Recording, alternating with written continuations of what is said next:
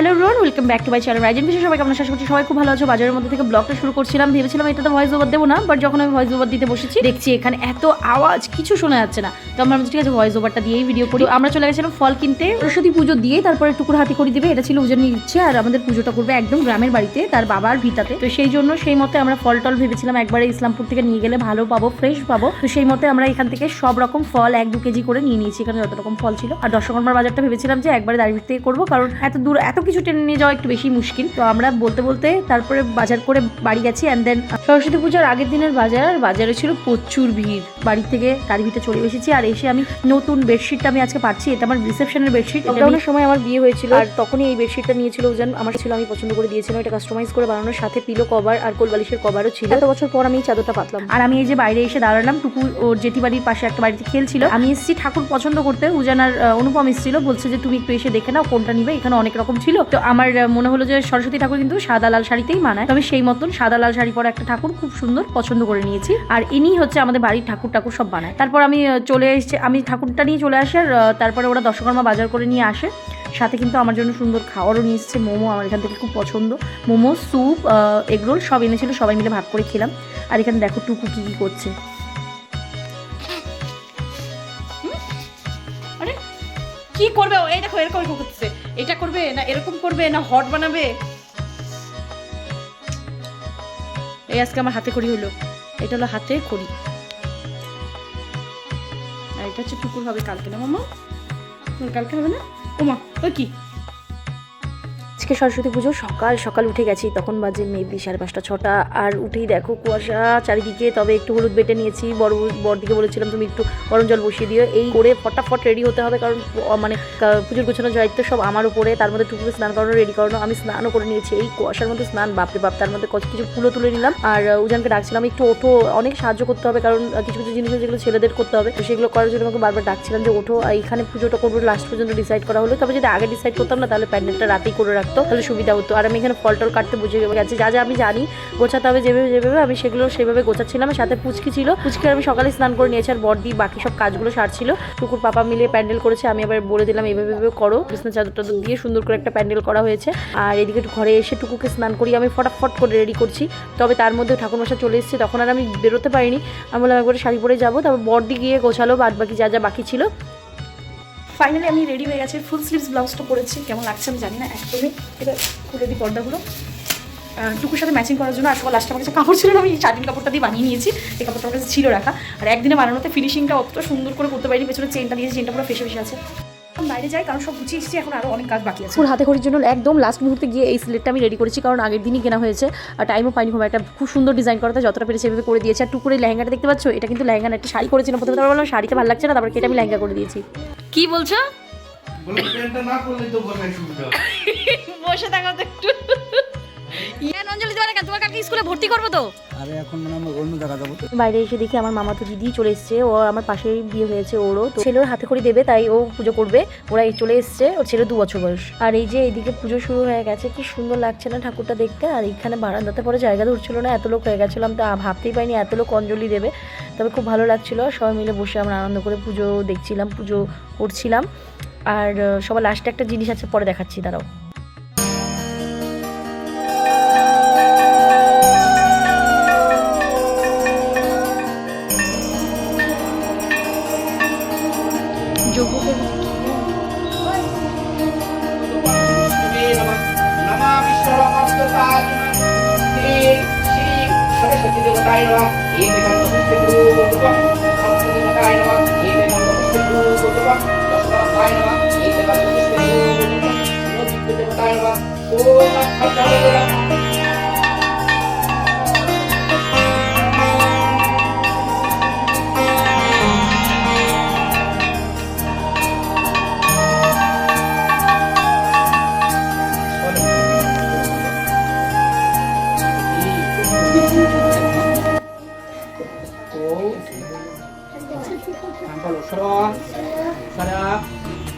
রসই দীর্ঘই রস দীর্ঘ হি লি এ ওই ও ওম অং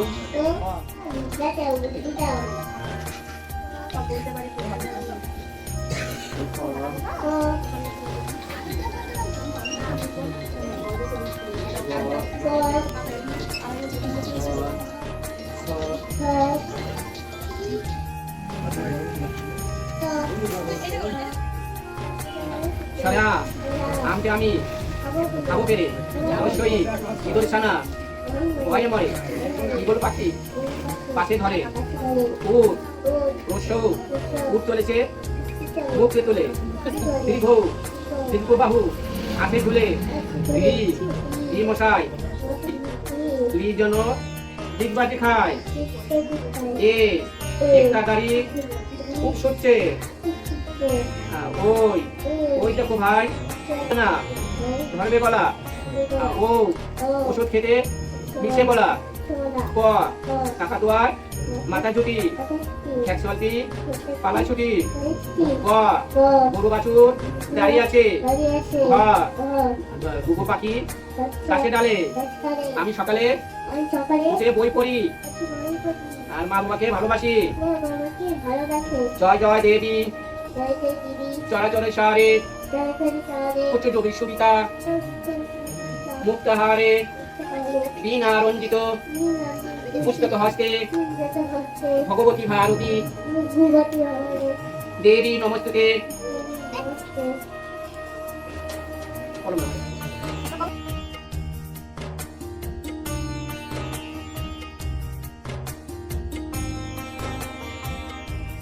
বলো বাবা বলো বলো সরি বাবা বলো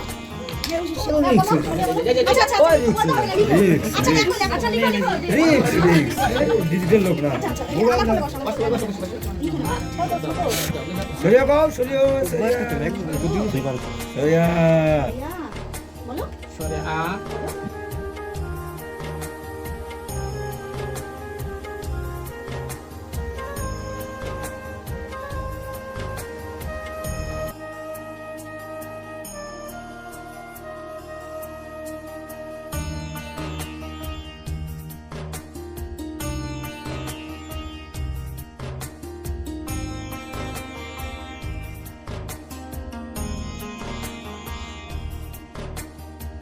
আমরা পুষ্পাঞ্জলি শেষ করে একটা নিয়ম থাকে যে ওই একটা করে বেলপাতার উপরে একটা করে কাঠি দেয়, সেটা দিয়ে নাম লিখতে হবে, সরস্বতী লিখতে হবে। আর সেটা মাথায় নিয়ে মানে প্রণাম করে যেভাবে সেভাবে ওটা কপালের নিচে দিয়ে চাপা দিয়ে মাথা দিয়ে চাপা দিয়ে নাকি মন্ত্র বলতে হবে। মন্ত্র শেষে মাথাটা উঁচু করতে হবে। যদি বেলপাতার ওটা মানে কাঠিটা যদি ওঠে তাহলে তার ভাগ্য পড়াশোনার দিক দিয়ে ভালো, এরকম সামথিং কিছু।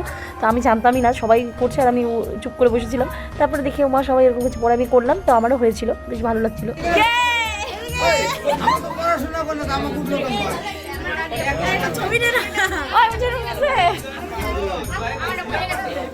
পুজো শেষে সবাইকে ফল প্রসাদ দিলাম, কারণ প্রচুর পরিমাণে ফল প্রসাদ আমরা করেছিলাম। আর খিচুড়ি করব মানে পুজো শেষ হওয়ার পরে খিচুড়িটা বসানো হওয়াতে খিচুড়িটা হতে একটু দেরি হয়েছিল, তবে সবাই ফল প্রসাদ খেয়েছিল। আর যারা আশেপাশে ছিল তারা পরে এসে খিচুড়ি ভোগও নিয়েছিল, সেটা খুব ভালো হয়েছিল। আর এইদিকে টুকু বসে খাচ্ছে আর টুলু দিদি ওরাও বসে খাওয়া দাওয়া করলো, তবে ওরা খিচুড়ি খাওয়া পর্যন্ত ওয়েট করেনি, ওরা ফল প্রসাদ নিয়েই চলে গেছিলো। ঠাকুরের সব জিনিসগুলো গোছানো হয়ে গেছে, ওদিকে খিচুড়ি রান্নার যে কোনো টাইম আছে। আর এখানে বিশাল আর মধুসূদন এসেছে আমার সাথে ফটো তোলার জন্য। আমি আর টুকু পাপা ফটো তুলেছি, বাট ফটোগুলো একদমই ভালো আসেনি। আর এটা হচ্ছে আমাদের মন্দির, আর আমাদের পুজো হয়েছে ওই বারান্দায়। তো জামা কাপড়ই পাল্টাবে না, এখানে ছাগলের বাচ্চা দিয়ে খেলে, ব্যথা লাগছে। চলো ঘরে, চলো ঘরে নিয়ে চলো, ঘরে না খিদাও পাচ্ছে না মেয়েটার, খাওয়াই দিই একটু খিচুড়ি নিয়ে। খিচুড়ি খাবা?